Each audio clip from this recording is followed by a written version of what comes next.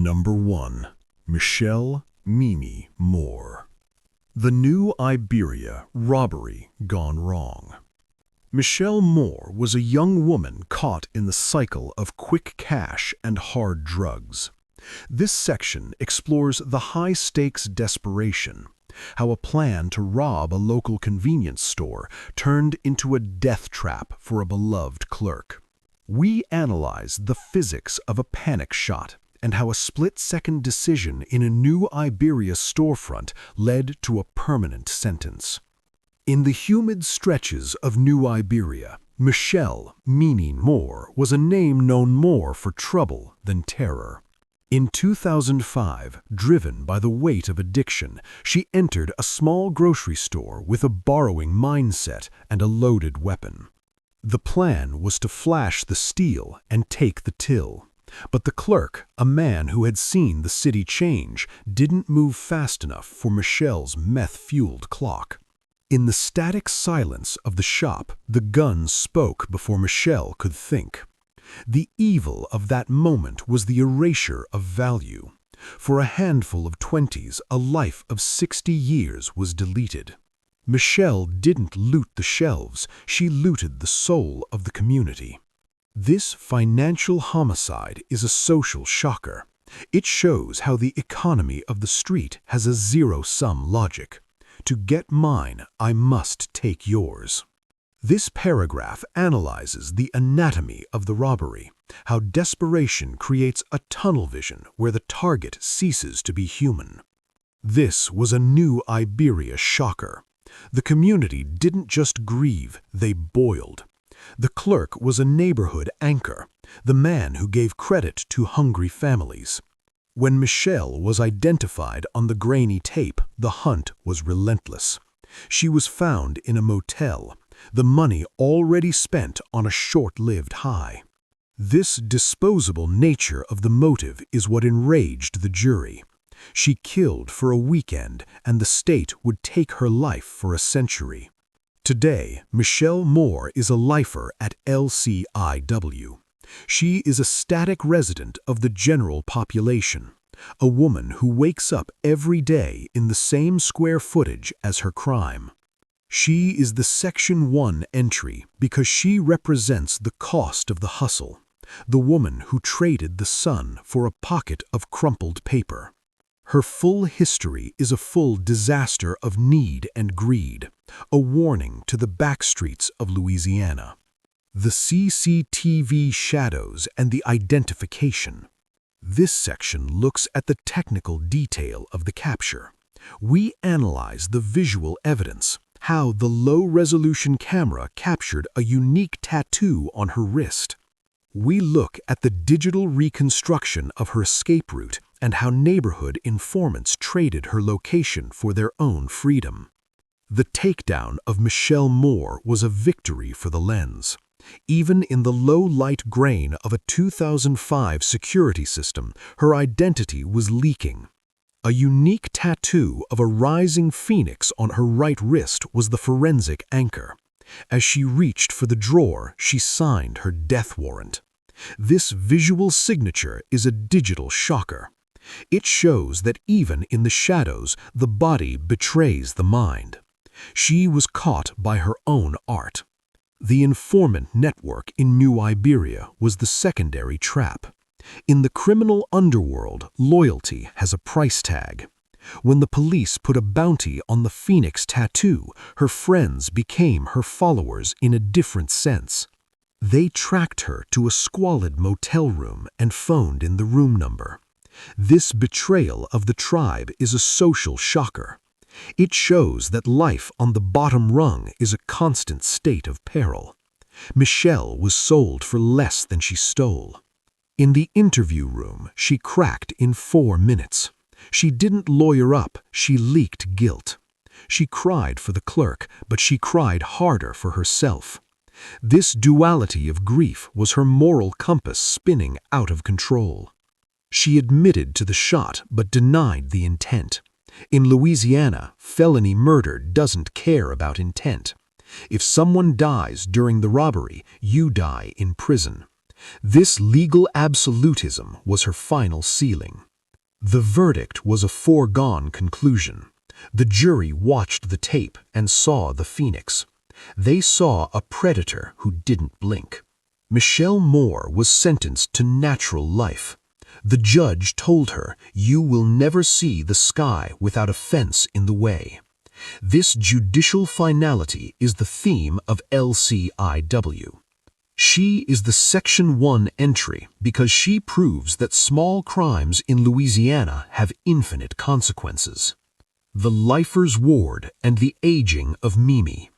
This section looks at the physical decay of a life sentence. We look at Michelle's transition from a young addict to a sober elder within the walls.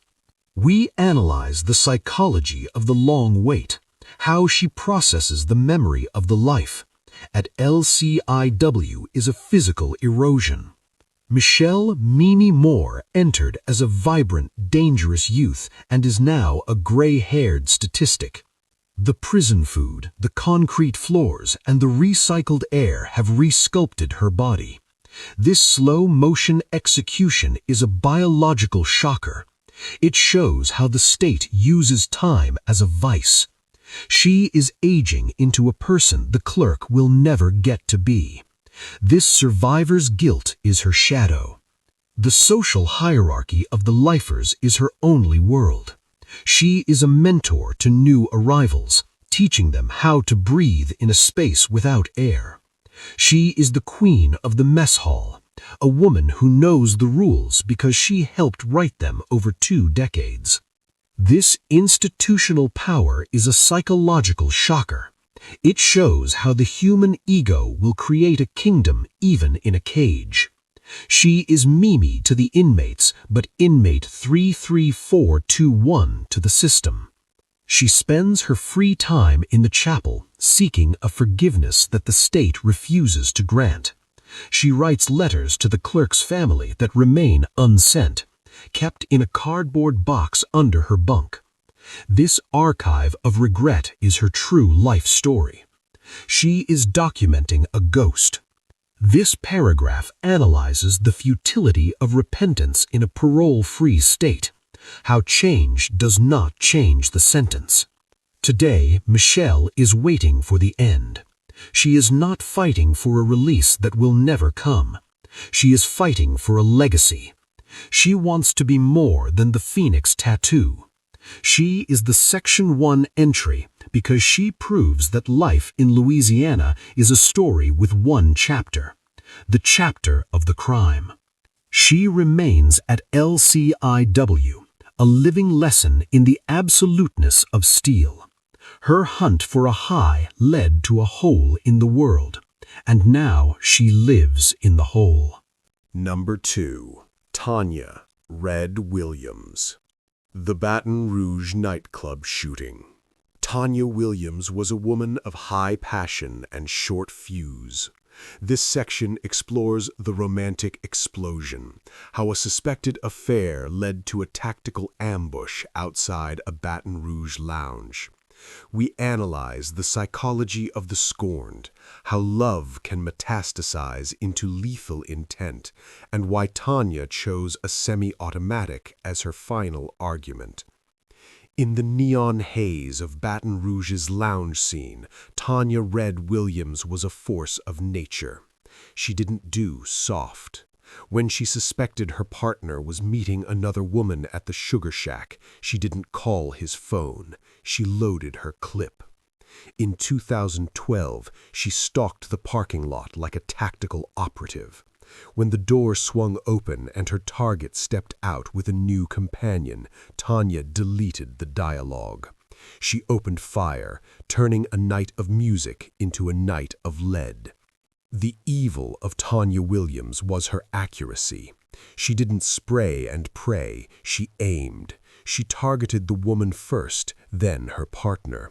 This prioritization of death is a psychological shocker. It shows a mind that has ranked its victims by emotional weight. She wanted the rival to die first, so her partner could witness the loss.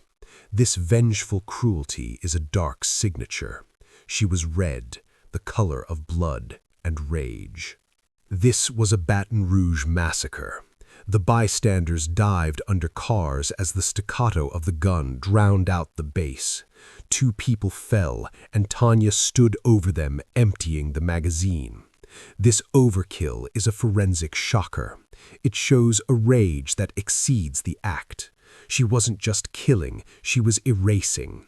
She harvested 2 lives in 10 seconds, leaving a hole in the pavement and a hole in the parish. Today, Tanya Williams is a lifer at LCIW. She is the heavy hitter of the yard, a woman whose reputation precedes her. She is respected and feared because she proved she would go all the way. This criminal status is her only consolation.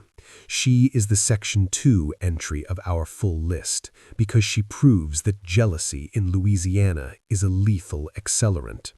She is LCIW's resident fury. The ballistic fingerprint and the pursuit. This section looks at the technical detail of the Baton Rouge PD investigation. We analyze the shell casing map, how the distance and angle proved she chased the victims as they tried to crawl away. We look at the digital footprint of her threatening texts sent minutes before the trigger was pulled. The forensic science of the Williams case was irrefutable. Ballistic experts mapped the spent shells across the Sugar Shack parking lot. The pattern showed a closing circle. Tanya had walked the victims down. This aggressive advance is a technical shocker. It destroyed her claim of self-defense. You don't defend by advancing on a crawling target. She was the hunter, and the brass on the asphalt was her signed confession. The digital evidence was the motive in ones and zeros. Detectives mirrored her phone and found a stream of poison. 10 minutes before the shooting, she texted, "I'm outside, hope you ready to meet God." This premeditated proclamation is a legal shocker. It eliminated the heat of passion defense. This was a planned execution, not a sudden snap. She had announced her arrival to the heavenly gates and then sent the invitations. When she was cornered by a SWAT team in a North Baton Rouge apartment, she didn't give up. She barricaded the door and demanded a lawyer. This tactical awareness is what distinguishes her from a crazed killer. She was cold, calculating, and composed. She understood the stakes, and she played the game until the flashbangs ended the standoff. She was a soldier of spite. The trial was a slam dunk. The bystanders pointed the finger, and the texts provided the heart. Tanya Red Williams was sentenced to natural life. The judge described her as a predator who hunted in the shadows of love. This judicial scathing was her final review. She is the Section 2 of our full list because she proves that jealousy in Louisiana is a lethal accelerant. She is LCIW's resident fury. The prison politics and the rule of red. This section looks at Tanya's adjustment to incarceration. We look at how she translated her street status into institutional power. We analyze the social control she exerts over her dormitory and why the guards watch her with special interest. Life for Tanya Williams is a new arena. She did not collapse under the sentence, she adapted. In the power vacuum of LCIW, Red became a leader. She organizes the protection and controls the information. This subversion of authority is a sociological shocker. It shows that prisons are societies with mirrors. She is the warden of her own ward, a woman who rules through reputation. The cost of power is constant conflict. Tanya is frequently in disciplinary lockup, the hole. This repetitive isolation has hardened her soul. She views the state as a rival gang and the rules as enemy propaganda. This antisocial resilience is a psychological shocker. It shows a mind that has refused to be broken. She is natural life in its most defiant form. She claims the cage as her castle. She refuses to participate in rehabilitation programs. She tells the counselors, "I did what I did and I'm staying for it. Don't waste your breath." This stonewall acceptance is her shield. She has no hope, so she has no weakness. This paragraph analyzes the armor of the hopeless, how the certainty of a life sentence eliminates the leverage of the state. You cannot threaten a woman who has already lost everything. Today, Tanya is a living legend at LCIW. She is the face of the unrepentant. She is a Section 2 entry of our full list because she proves that rage can be sustainable. She harvested 2 lives.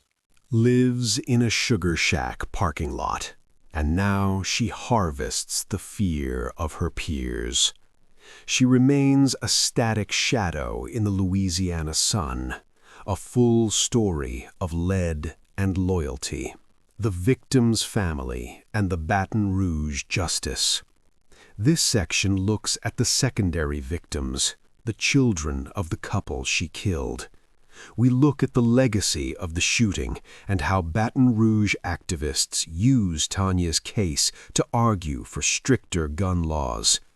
We analyze the community's need for total incarceration. The full story of Tanya Williams ends with 2 empty chairs.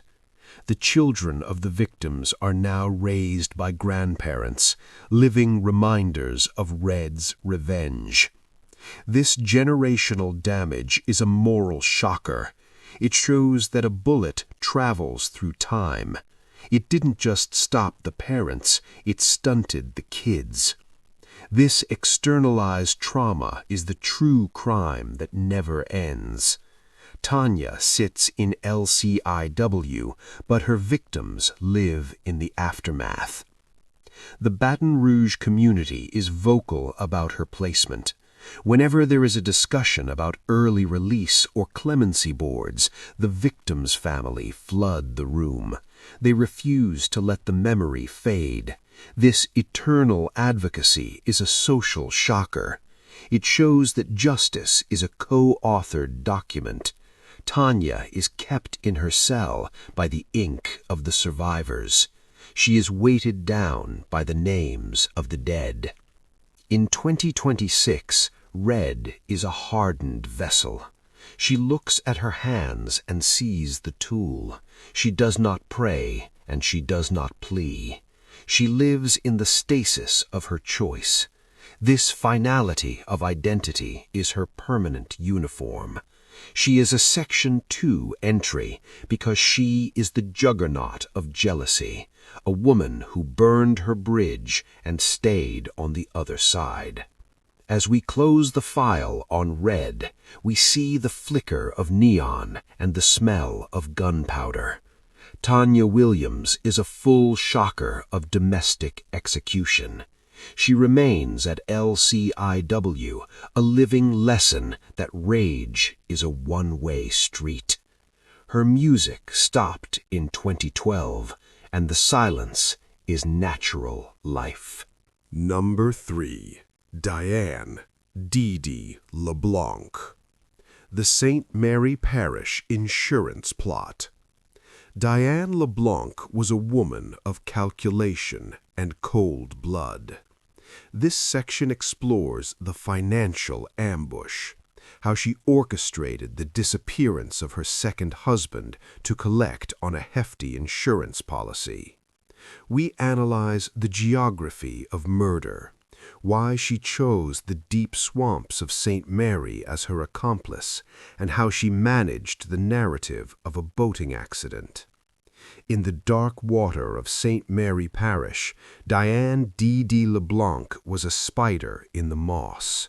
She didn't kill in a fit of rage, she killed for a balance sheet. In 1999, after quietly doubling her husband's life insurance, she proposed a midnight fishing trip. The swamp was her weapon. Far from the eyes of the world, she executed the plan with surgical precision. He didn't fall overboard, he was pushed into the void of the alligator alleys. Then she called for help with a scream she had practiced for weeks. The evil of Diane LeBlanc was her patience. She waited for the search teams to confirm the worst. She played the grieving widow for the TV cameras, weeping on the docks, while her mind was calculating the interest on the payout. This performative grief is a psychological shocker. It shows a mind that has divorced emotion from action. She was mining the dead for liquid assets. She turned a tragedy into a transaction. This was a St. Mary shocker. The community rallied around the poor widow until the insurance investigator noticed the date. The policy had been signed just 6 days before the accident. This temporal clue was the first crack in her swamp defense. This paragraph analyzes the fallacy of the perfect crime, how greed always leaves a paper trail. Diane LeBlanc was a master of the marsh, but a novice of the ledger. She was the swamp strategist who drowned in detail.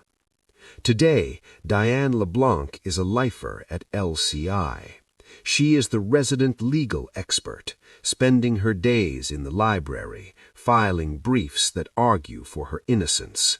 She is contained by the same system she tried to cheat. This poetic justice is a social shocker. She stole a life for paper, and now her life is nothing but paper. She is the Section 3 entry because she represents the white-collar killer, the woman who uses the earth to hide her math. The CSI swamp and the forensic recovery. This section looks at the technical detail of the recovery. We analyze how the LSU forensic team located the remains despite the predators of the basin. We look at the autopsy results, the blunt force trauma that proved it wasn't a drowning. We analyze the chemical trace of sedatives found in his tissue. The forensic takedown of Diane LeBlanc was a battle against the bayou.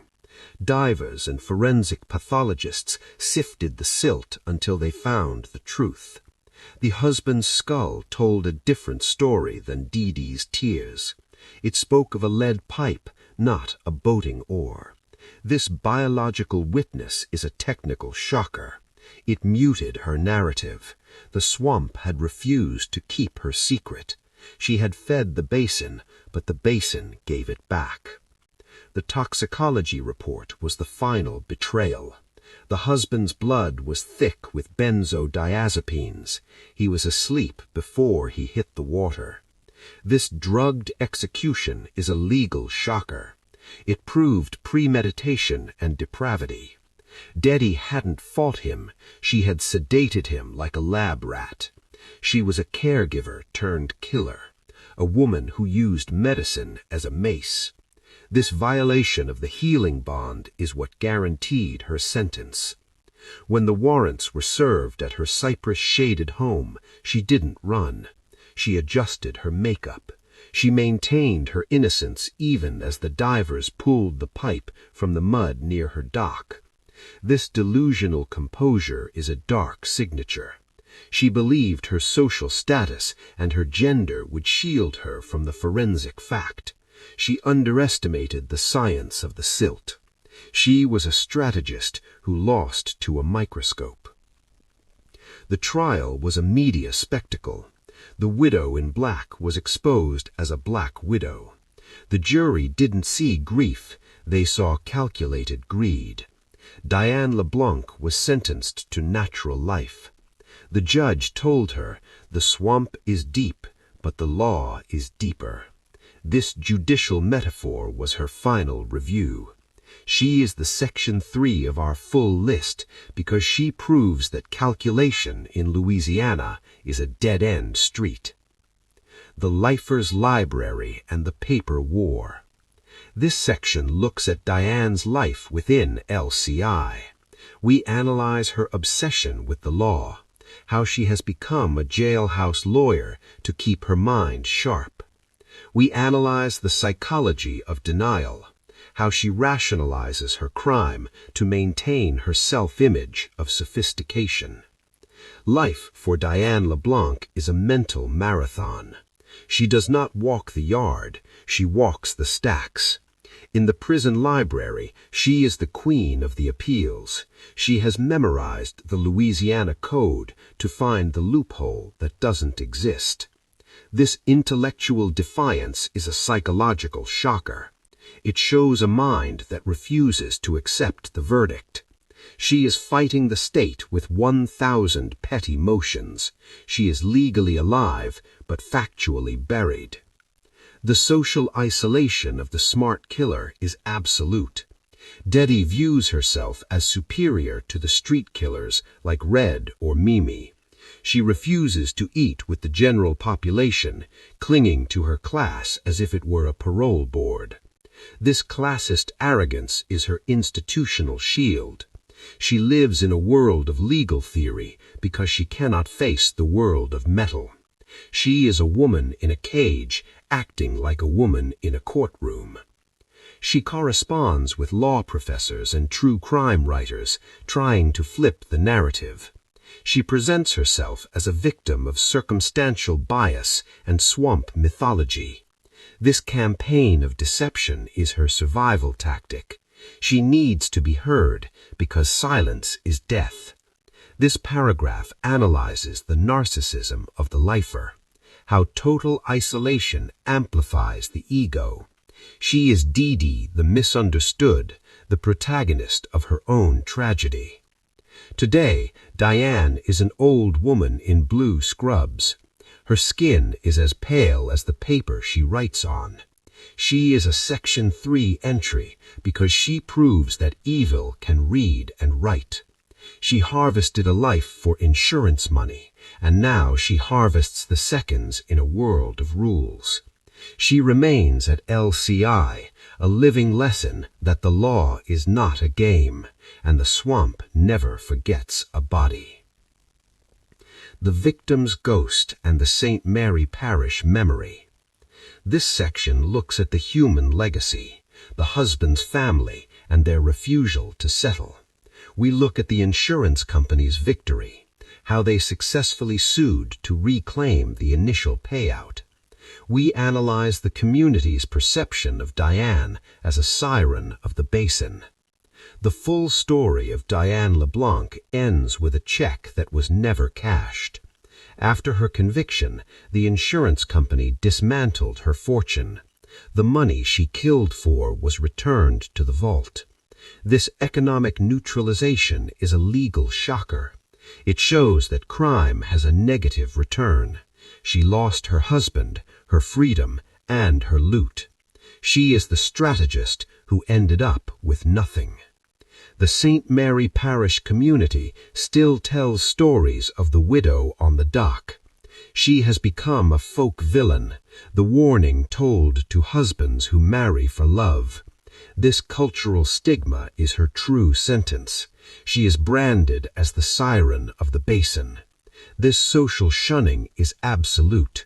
Even her former friends cross the street when her name is mentioned. She is erased from the social fabric. In 2026, Diane is a ghost of the library.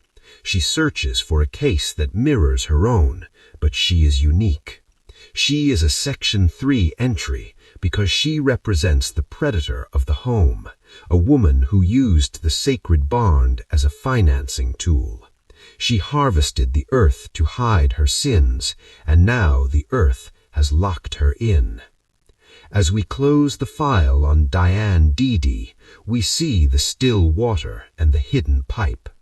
Diane LeBlanc is a full shocker of premeditated profit. She remains at LCI, a living lesson that greed is a lethal compass. Her strategy failed in 1999, and the conclusion is natural life. Number 4. Brenda Burner Smith. The Retaliation Fire and the Targeted House. Brenda Smith was a woman who let her anger smolder until it ignited. This section explores the domestic vendetta, how a workplace dispute and a personal slighting led to a massive arson in a quiet Alexandria suburb.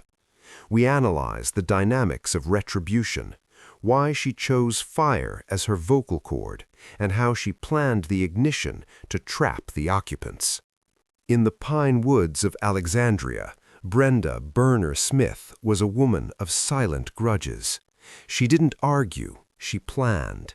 In 2011, after being fired from a local business and humiliated by her supervisor, Brenda didn't file a lawsuit. She bought a red can. In the deep silence of a Tuesday night, she slipped through the shadows of the supervisor's lawn. She doused the porch and the only exit with accelerant. She struck the match not just to burn a house, but to burn a hierarchy. The evil of Brenda Smith was her vantage point. She didn't run after she lit the fire. She parked down the street and watched the glow. This spectator homicide is a psychological shocker. It shows a need for witness.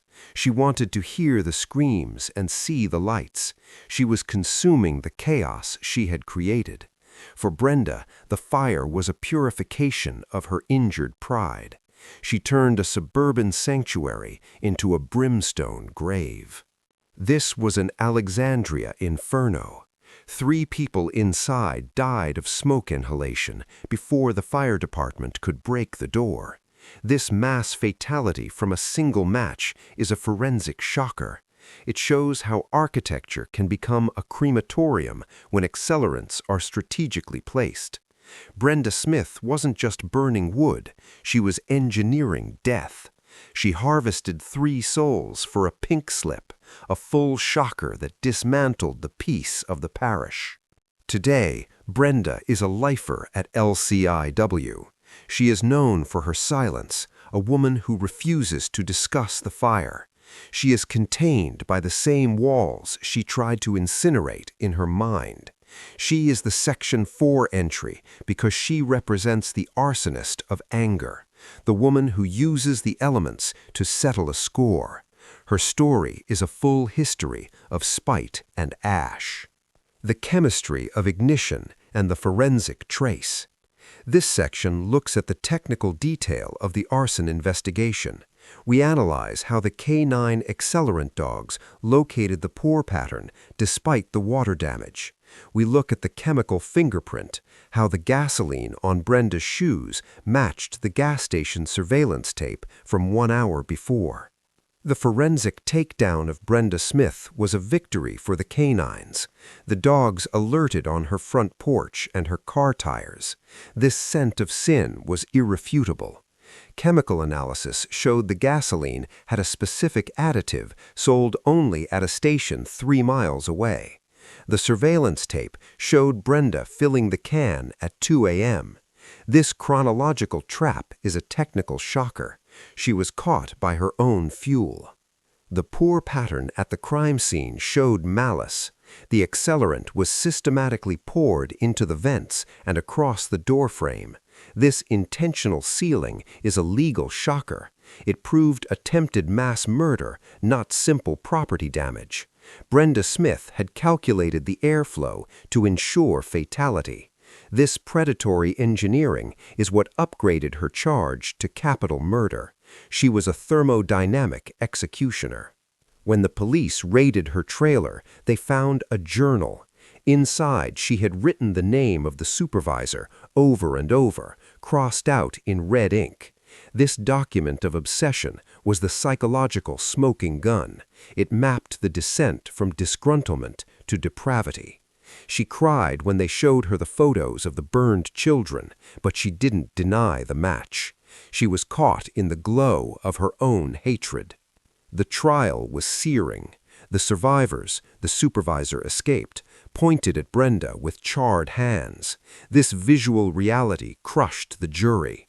Brenda Smith was sentenced to natural life.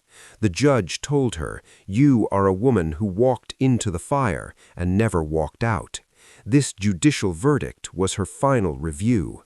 She is the Section 4 of our full list because she proves that spite in Louisiana burns forever. The Lifers Ward and the Silence of Brenda. This section looks at Brenda's adjustment to LCIW. We look at her physical scars, how she burned her own arms during the ignition. We analyze the psychology of the mute inmate, how she refuses to speak to maintain her internal world of justification. Life for Brenda Smith is a silent smolder. She does not interact. She is the ghost of the ward, a woman who exists in the peripheral. Her physical scars are daily reminders of the heat. The grafted skin on her forearms is her permanent uniform. This physical mark of the crime is a permanent shocker. It shows how the criminal is branded by the act. She carries the fire on her skin. The psychology of the silent is profound. Brenda refuses to talk because words would acknowledge the death. In her silence, she can pretend the house is still standing. This deep denial is her survival mechanism. She lives in the Tuesday before the match. This temporal stasis is what keeps her sane in a world of bars. She is the burner who refuses to see the ash. She is avoided by other inmates. Arsonists are viewed with suspicion in a crowded prison. The fear of fire is primal. She is isolated by her crime and isolated by her silence. This double exile is a sociological shocker. She is a tribe of one. This paragraph analyzes the social stigma of the torch, how fire is viewed as a coward's weapon. Brenda Smith is alone in a crowd, a Section 4 entry because she proves that isolation is the natural end of arson. Today, Brenda is fading into the background. She is an older woman who refuses to speak her name. She is a warning to Alexandria, a reminder that anger can consume everything it touches. She harvested a house and harvested 3 lives, and now she harvests the silence of LCIW. She remains a static shadow in the Louisiana sun, a full story of spite and sulfur. The Alexandria recovery and the supervisor's life. This section looks at the survivor's path, how the supervisor rebuilt his life despite the loss of his family. We look at the Alexandria Memorial for the victims of fire and how the city tightened arson laws in Brenda's name. We analyze the community's refusal to forget the heat. The full story of Brenda Smith ends with a new foundation. The lot where the house stood is now a community garden. This transformation of the site is a moral shocker. It shows that life regrows over ash. While Brenda is contained in concrete, the flowers are blooming where she poured the gas. This spiritual victory is the final verdict on her evil. She tried to erase, but she only enhanced the resilience of the survivors. The Alexandria community stands guard over her sentence. Every few years, when prison reforms are discussed, the supervisor, now an advocate, speaks the names of the dead. He refuses to let Brenda become a victim of the system. This active advocacy is a social shocker. It shows that justice is a live document. Brenda is held in her cell by the memory of the smoke. She is weighted down by the soot of her choices. In 2026, Burner is a static entity. She looks at the match in the prison kitchen and flinches. She is terrified of her own weapon. This psychological reversal is her final punishment. She killed with fire, and now she lives in the fear of it. She is a Section 4 entry because she is the arsonist of Alexandria, a woman who burned her world and found herself in the ash. As we close the file on Brenda Smith, we see the smell of smoke and the grafted skin. She is a full shocker of domestic terrorism. She remains at LCIW, a living lesson that spite is a lethal accelerant. Her Tuesday night is eternal, and the conclusion is natural life. Number 5. Helen Honey Henderson. The multiple husband poisonings. Helen was a woman of sweet disposition and lethal intent. This section explores the serial slaying, how she successfully murdered 2 husbands and attempted a third using arsenic and antifreeze. We analyze the psychology of the caregiver killer, why she chose poison as her shadow, and how she managed the medical mysteries for 15 years. In the polite circles of Bossier City, Helen "Honey" Henderson was the ideal wife. She was nurturing, attentive, and perpetually grieving. In the 1990s, she buried 2 husbands to mysterious heart failures. Each time she collected the policy and bought a bigger house. The community pitied the poor girl with the bad luck. But bad luck doesn't taste like antifreeze. Helen was a systematic predator who harvested men for equity. She was the Black Widow of Bossier, a woman who served death in a Tupperware bowl. The evil of Helen Henderson was her intimacy. She didn't strike from a distance. She stroked the brow of the men she was killing. She watched the slow decline of their vitality, feeding them the poison while reading them the paper.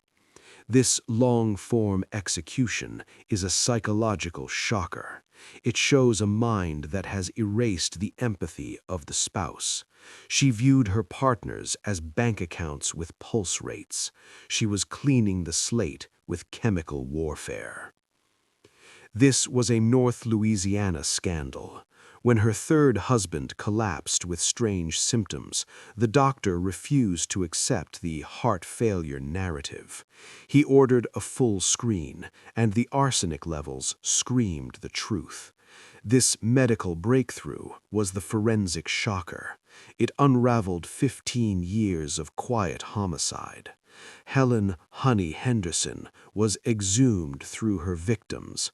The bodies in the ground were full of the story she had tried to bury.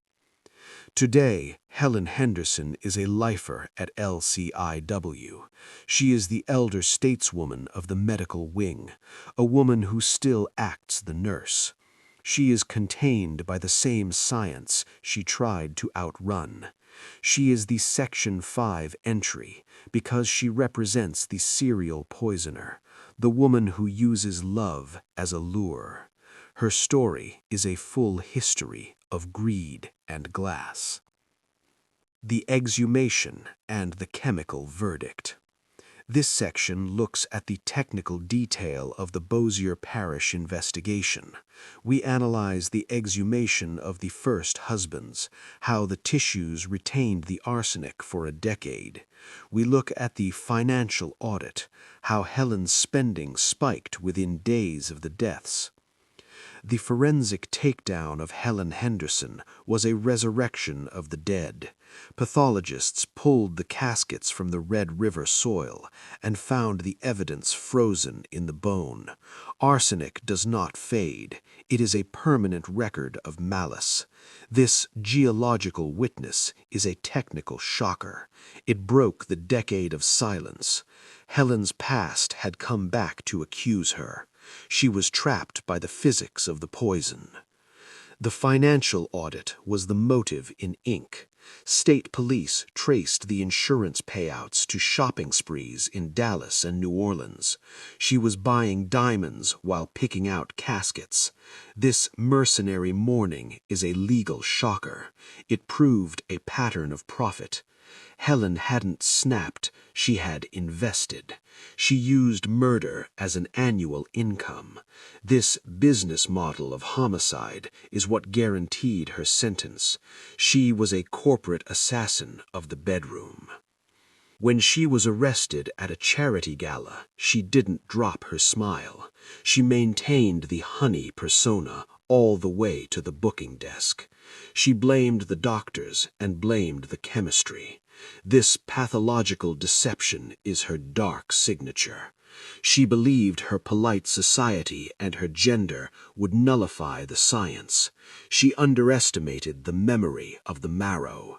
She was a predator who lost to a test tube. The trial was toxic. The third husband, the survivor, testified from a wheelchair, his nervous system ruined by her care. This living witness to her evil crushed the jury. Helen "Honey" Henderson was sentenced to natural life. The judge told her, "You are a woman who turned a home into a hospice of greed." This judicial scathing was her final review. She is the Section 5 entry of our full list because she proves that politeness in Louisiana can be lethal. The infirmary culture and the nurse persona. This section looks at Helen's life within LCIW. We look at her obsession with medicine, how she volunteers in the infirmary to keep close to the chemicals. We analyze the psychology of the caregiver killer, why she still needs to feel needed while behind bars. Life for Helen Henderson is a medical masquerade. She does not walk the yard, she walks the clinic. In the LCIW infirmary, she offers water and wipes foreheads, clinging to the image of the angel of mercy. This persistence of the persona is a psychological shocker. It shows a mind that has refused to accept the label of killer. She needs to be the hero even in a house of villains.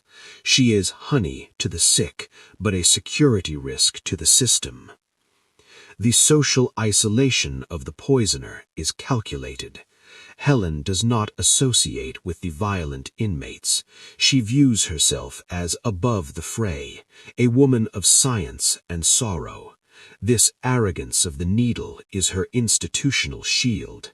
She lives in a world of symptom and treatment because she cannot face the world of guilt.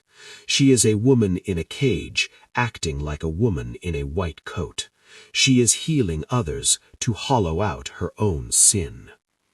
She is monitored constantly. The guards do not let her touch the medications.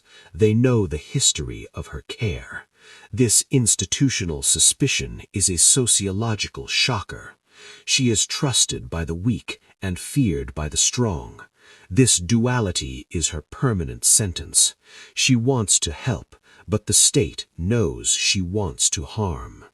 This paragraph analyzes the tragedy of the tainted healer, how one habit of death nullifies a lifetime of care. Today, Helen is an old woman with trembling hands. She looks at the pills she must take and searches for the taste she gave to others. This poetic irony is her final punishment. She killed with the spoon, and now she lives by the spoon. She is a Section 5 entry because she proves that evil can wear a smile and offer a cup of tea. She remains at LCIW, a living lesson that the soul is revealed in the end. The Bossier legacy and the survivor's path. This section looks at the human side, the survivor husband and his physical struggle. We look at the Bossier Parish Memorial for the victims of the widow and how the case changed the protocols for home health care. We analyze the community's refusal to forgive the honey. The full story of Helen Henderson ends with a lawsuit. The survivor husband stripped her of the remaining assets, ensuring she died in poverty. This economic neutralization is a legal shocker. It shows that greed is a self-eating animal.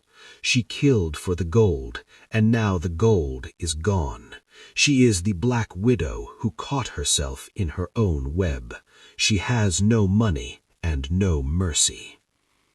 The Bossier community still whispers her name at funerals. She has become the cultural ghost of North Louisiana, the reason that second husbands check the ingredients. This generational paranoia is her true crime. She stained the archetype of the devoted wife.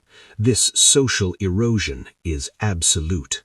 She is erased from the society she manipulated for decades. In 2026, Honey is a static entity. She looks at the mirror and sees the mask. She does not repent, and she does not plea. She lives in the stasis of her choice. This finality of identity is her permanent uniform. She is a Section 5 entry because she is the Black Widow of Bossier, a woman who served death as a service. As we close the full script for Women Serving Life in Louisiana, we see the empty vials and the fading beauty. These real characters are the static residents of a system that never forgets. They are the most